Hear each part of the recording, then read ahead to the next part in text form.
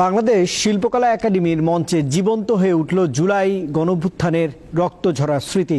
মাদ্রাসা শিক্ষার্থীদের পরিবেশনায় জাতীয় নাট্যশালায় মঞ্চস্থ হলো ডকুড্রামা ৩৬ জুলাই। এতে তুলে ধরা হয়েছে জুলাই আন্দোলনের অগ্নিঝরা দিনগুলো। ২৪শে জুলাই আন্দোলনে কলেজ বিশ্ববিদ্যালয়ের শিক্ষার্থীদের সঙ্গে মাঠে ছিলেন মাদ্রাসার শিক্ষার্থীরাও। সে সময় গুলি কেড়ে নিয়েছে অনেকের প্রাণ।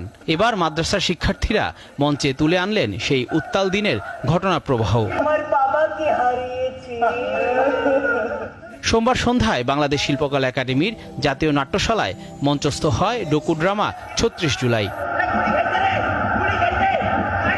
২৫ মিনিটের এই নাটকে উঠে এসেছে কোটা আন্দোলনের গর্জন, রাজাকার তকমার অপমান, ইন্টারনেট বন্ধের অন্ধকার, শেখ হাসিনার পলায়ন এবং শহীদদের রক্তে লেখা প্রতিবাদের ইতিহাস। অনেক কঠিন ছিল, তোরা অনেকদিন যাবত যেহেতু প্র্যাকটিস করতেছি, আলহামদুলিল্লাহ হয়েছে, যেহেতু আপনারা দেখছেন। জুলাইয়ের যে ডে বাই ডে যে বিষয়গুলো আমরা দেখেছি সামনে থেকে, সেই বিষয়গুলো আমরা ফুটিয়ে তোলার চেষ্টা করছি আর কি। অনেকগুলো চ্যালেঞ্জের ভিতর দিয়ে আমাদেরকে যেতে হয়, কারণ মাদ্রাসা আমাদের অনেক রেস্ট্রিকশনও যেমন আছে, আমাদের লিমিটেশন আছে।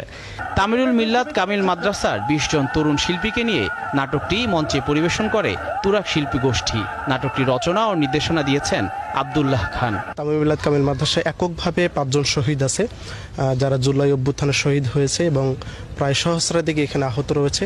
শহীদরা আহতরা যেভাবে ভূমিকা রেখেছেন, আমরা নাট্য পরিচালনার মাধ্যমে, এই থিয়েটারের মাধ্যমে আমরা জাতির সামনে তুলে ধরেছি। শিল্পকলা একাডেমি বলছে ৩৬ জুলাই ডকুড্রামা নাট্যমঞ্চে এক নতুন দিগন্ত উন্মোচন করল। জহিরুল মোহসান, দীপ্ত সংবাদ, ঢাকা।